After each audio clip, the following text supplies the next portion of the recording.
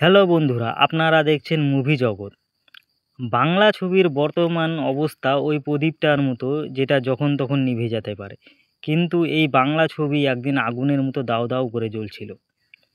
যেখানে এখন সাউথের মুভি বলিউড রিমেক করে, সেরকমই বাংলা মুভি বলিউড রিমেক করতো।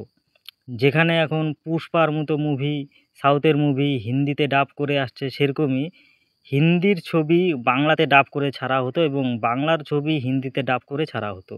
এমনকি বাংলা ছবিও রিমেক করে হিন্দিতে বানানো হতো। আজকে যে ছবিটির কথা আমি বলবো, সেই ছবিটিও হিন্দিতে রিমেক করেছে বাংলা থেকে। ছবিতে সুপারস্টার আমির খান অভিনয় করেছে, কিন্তু বাংলা ছবিটার মতো তারা করতে পারেনি।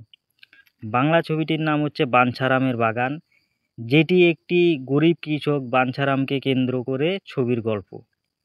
ছবিতে দেখিয়েছে এক জমিদার বাঞ্ছারামের বাগানকে কেড়ে নিতে চায়, দখল করে নিতে চায়।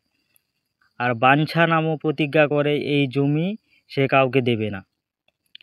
জমিদারের লেঠেলটা তো বাঞ্ছারামের পেছনে লাগেই ভূত প্রেতও বাঞ্ছারামের পেছনে লেগে যায় এই বাগানটার জন্য।